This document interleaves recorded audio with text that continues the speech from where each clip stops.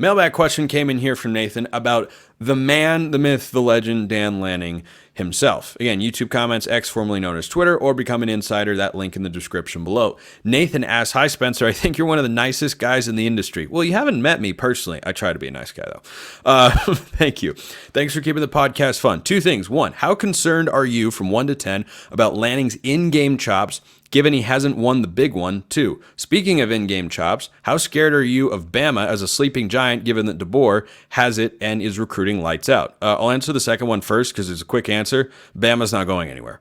I think Bama's going 11-1 this season. They're recruiting at a top 5 level. They have the number 2 class in the 25 cycle right now. Kalen DeBoer just got Washington to a national championship game, a level they literally had not been to in the modern era, with like top 15, 20 classes. You give him top 5 classes, good luck, everybody. So, yeah, that's highly concerning to be sure. But that's why recruiting matters and such. We'll talk about that more later on the show. But on a 1 to 10, how concerned am I about Lanning's in-game chops, given that he hasn't won the big one? I assume you're talking about the national championship. My concern level is at about a 2. It's about a 2. Here's why. When you look at Dan Lanning's track record and you follow, YouTube comments, for instance, or notes here or criticisms that fans will levy against Lanning, I think it's a smaller minority. I still see it pop up on my channel all the time or on my Twitter feed. There is a criticism that Lanning hasn't won enough big games. And I don't quite understand how you can say that. He has lost some big games. Yes. You know who else has lost big games? Every single coach in the history of college football. Like, yeah, he couldn't beat Kalen DeBoer. Has not beaten Kalen DeBoer in his career. You know how long it took Kirby Smart to beat Nick Saban? Pretty hard. Took him a long time. Nick Saban dominated Kirby Smart. Nick Saban typically dominated every former assistant that he had. And guess what? Kirby Smart is now the best coach in all of college football. And he's won 2 national championships. Sometimes this stuff takes a minute. Heck, you could look at Jim Harbaugh at Michigan. Make whatever you want of the documentary that's coming out tomorrow about Connor Stallions. I'm going to watch that. I would encourage you all to as well, because it's going to be fascinating. But Jim Harbaugh was hired in 2015, 2016. He didn't beat Michigan until 2021. There is a difference. Josh Pate makes this point regularly. There's a difference between can't and haven't. If you judge a coach by the number of conference titles he's won in his first 2 years coaching, Kirby Smart would be a bum. If you judged a coach by the number of national championships he'd won in his first 2 years coaching, we should have fired Kirby Smart a long time ago, because he didn't do either of those things. He did not win the SEC or win a national championship in his first 2 years as a head coach. And from year 1 to year 2, I saw Lanning get better as an in-game coach. And no, he clearly is not perfect. You know why? Because Oregon lost games last year that they could have or should have won. But I haven't seen any evidence that Lanning is not self-criticizing or self-evaluating or working to get better as a head coach. So then the big games factor about, he hasn't won the big one here or there. Dan Lanning has not. I was about to say a double negative there. Allow me to rephrase and start that sentence over so it sounds a little bit smoother. Pretend all of that never happened. Dan Lanning has beaten ranked opponents in big games on big stages several times already early in his Oregon career. The Oregon State game last year, 31-7. That was a good Oregon State team. Good Oregon State team. Was not close. I know he hasn't beaten Washington yet. I expect him to this year, and boy, he better. But it turns out he's going up against some great teams with a bunch of great players and a really, really good coach that Alabama saw fit to hire. Lest we forget that Utah was the number 13 team in the country when Oregon went into Salt Lake City and beat them on a field where they hadn't lost with fans in the stands in 5 years. Or the year prior when Bo Nix had one leg and Dan Lanning is 2-0 against Kyle Whittingham.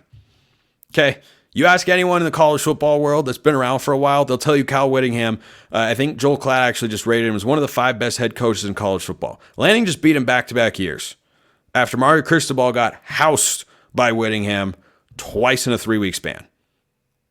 4-week span, whatever it was. I think it was a 3-week span. Was not good. So I'm not looking at Dan Lanning saying he's a finished product as a head coach, but in no way do I have concerns about, I don't know if he could win a big game. College game day was at Oregon a couple of years ago. Undefeated UCLA was in town, who had already beaten the eventual Pac-12 champion Utah Utes. And yeah, Dan Lanning outcoached Chip Kelly in that game. He did. And I think Lanning's gotten better year 1 to year 2. I think he can get better year 2 to year 3. So, no, I don't have a concern. This one from Aaron Turn 5954, who asked a question recently, and I like this one too, because it's a hot take. You just didn't know how hot it was. Hot take. Kenyon Sadiq will have 400 or more rushing yards this year. Yeah, can I rate this on the same sort of level as Dylan Gabriel will have 500-yard passing games? Yeah, it's about that hot. Why? Brock Bowers is the best rushing tight end in recent memory. Kyle Pitts, Florida would be up there as well. Brock Bowers only had over 100 rushing yards one time in his 3 seasons in college football. So no, Sadiq's not going to get to 400 yards. Will he get the ball every now and then? Yep. Will it be really fun? Yes. Is he going to get enough carries to get to that level? No, he's not. But he is the Swiss Army knife for this Oregon offense. I think he'll have a bigger role this year, and next year he could be one of the premier weapons in the entire Big Ten at any position. This one from an everydayer on YouTube, user HF1SS6EN1H.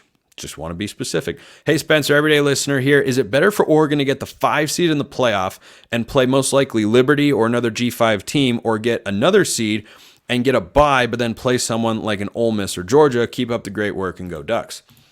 I think for the playoff, I can go either way.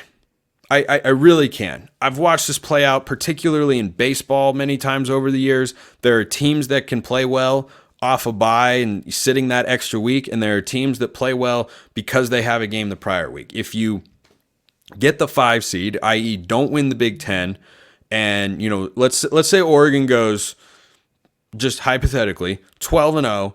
But loses the Big Ten championship game. They're 12-1. They're the number 5 seed, and Notre Dame is sitting there at 11-1 or 10-2 as the next at-large team, which they absolutely could be.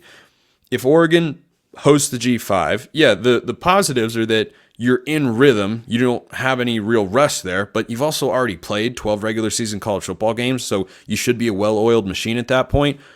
But then you run the risk of a player getting injured in the game. It's an injury.